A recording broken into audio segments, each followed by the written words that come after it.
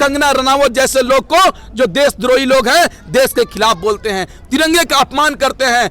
अमित शाह का अपने बेटा को बीसीसीआई का चेयरमैन बनाते हैं, लेकिन देश के युवाओं को रोजगार के बारे में नहीं बात करते हैं। जो सरकार के खिलाफ आवाज उठाएगा, जो सरकार से सवाल करेगा, वो जेल में डाल जाएगा। अभिसार शर्मा न्यूज चक्र जो एक बेहतर चैनल था, उस पे सरकार टारगेट कर रही है। उस कंगना रनावत की बात करते हैं जो खाती है किसानों का लेकिन गाती है अडानी और अंबानी का। उस कंगना रनावत की बात करते हैं जो हमारे टैक्सों से उनका फिल्म चलता है और गाती है अडानी और अंबानी और मोदी जी का चमचगिरी करती है। बताइए ना, जिस तरीके से बॉर्डर को सील कर दिया गया है, ये सरकार दिखाना चाहती है किसान आतंकवादी है और आतंकवादी दिल्ली आएंगे, दिल्ली को लूट लेंगे। जब तक ये सरकार पीछे नहीं हटती है, हमारी मांग पूरी नहीं करती है, तब तक रहेंगे। और एक बात कल ये भी जिक्र किया था कि ये लोग अंग्रेज के चापलूसी करने वाले लोग हैं। अंग्रेज किस तरीके से तनाशाह रवैया अपनाता था, ये लोग हिटलर को मानने वाले लोग हैं। जो हिटलर किस तरीके से तनाशाह रवैया अपनाता था, उसी तरीके से ये लोग हैं। ये वीर सावरकर को मानने वाले लोग हैं।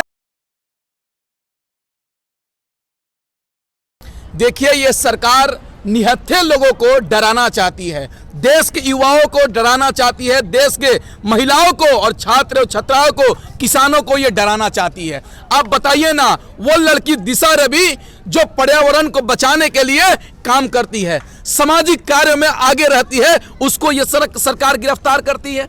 क्यों? वो कौन सा जुल्म कर दिया है, उसने क्या कर दिया है जिसको गिरफ्तार कर रहे हैं? गिरफ्तार करना है तो वैसे वैसे लोगों को गिरफ्तार कीजिए। अन्नम गोस्वामी जैसे लोग, जब हमारा देश का जवान शहीद होता है तो उस पर जश्न मनाते हैं। वो लोगों को गिरफ्तार कीजिए जो किसानों का अपमान करते हैं, उन लोगों को गिरफ्तार कीजिए। कंगना रनावत जैसे लोग को, जो देशद्रोही लोग हैं, देश के खिलाफ बोलते हैं, तिरंगे का अपमान करते हैं।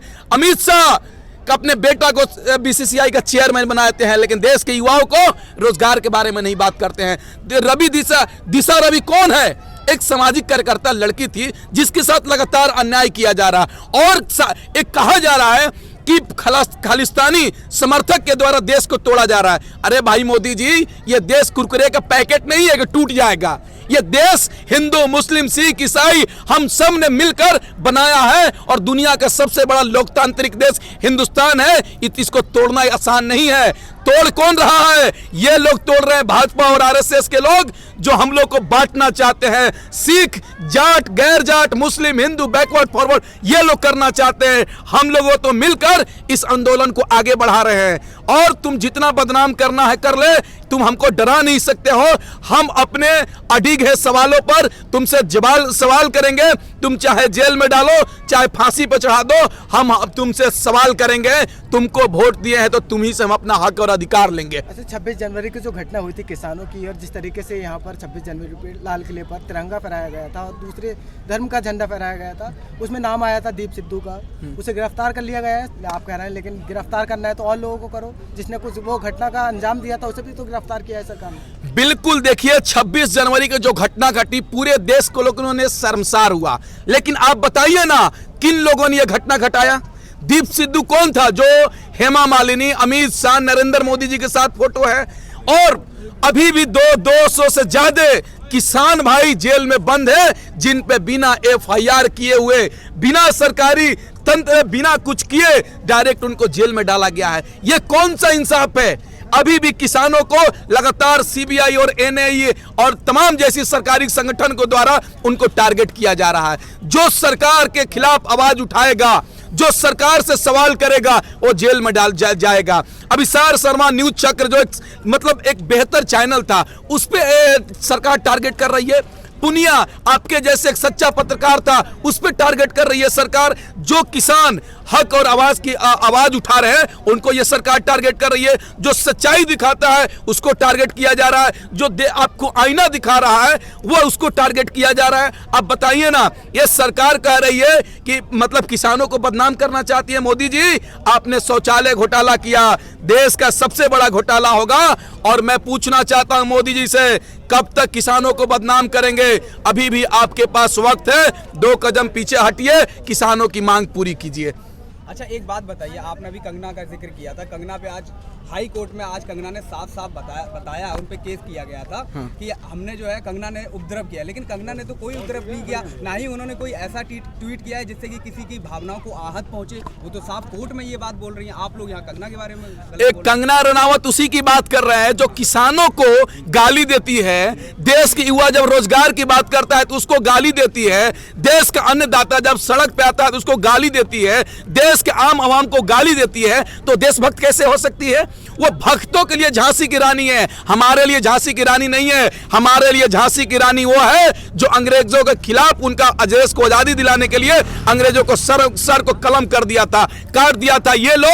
ये तो इमरान हाशमी के बेडरूम में ही अच्छी लगती है, हमारे लिए झांसी की रानी नहीं है। और बात आपने देखा होगा जब सुशांत सिंह राजपूत की जब आत्महत्या किए थे उस समय राजनीति का नाश किया गया था, राजनीति किया गया था, षड्यंत्र रचा गया था। और उस समय कंगना बयान दे रही थी, उस समय यही कृषि कानून आया था, उसको कृषि कानून को ढकने के लिए इस चीजों को उजागर किया गया था। उस कंगना रनावत की बात करते हैं जो खाती है किसानों का लेकिन गाती है अडानी और अंबानी का। उस कंगना रनावत की बात करते हैं जो हमारे टैक्सों से उनका फिल्म चलता है और गाती है अडानी और अंबानी और मोदी जी का चमचगिरी करती है। वही सनी देओल बॉलीवुड के लोग जब चुनाव के समय आता है तो बोलते हैं किसान हमारे भगवान है, अन्नदाता हमारे भगवान है, लेकिन भगवान जब रोड पर आता है तो भगवानों को गाली दिया जाता है, भगवानों पर तंज कसा जाता है। ये कौन सा न्याय है भाई? ये कहीं ना कहीं सरकार घमंड में चूर हो चुकी है और पूरे देश के लोग जो असली लोग हैं जो सवाल करेंगे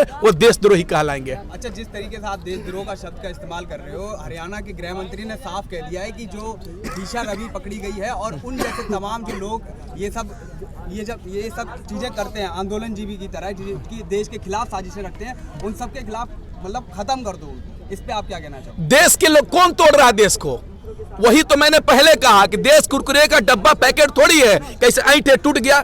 भाई ये देश को आजादी दिलाने के लिए 90 सालों तक लड़ाई चली थी अंग्रेजों से, तब जाके हम आजाद हुए हैं, तब जाके हमारा लोकतंत्र बना हुआ है। इनके कहने से देश थोड़ी टूट जाएगा। देश तो ये लोग तोड़ रहे हैं, जो लोग आरएसएस के लोग हैं जो अपने दफ्तर में तिरंगे झंडा को नहीं फहराते हैं, वो लोग देश को तोड़ रहे हैं जो देश को बांटना चाहते हैं। अब देश वो लोग तोड़ रहे हैं कि किसान और देश के आम नागरिक में लड़ाना चाहते हैं। देश वो लोग तोड़ना चाहते हैं जो देश के अन्नदाता जवान और पुलिस में लड़ाना चाहते हैं, जवान और किसान में लड़ाना चाहते हैं।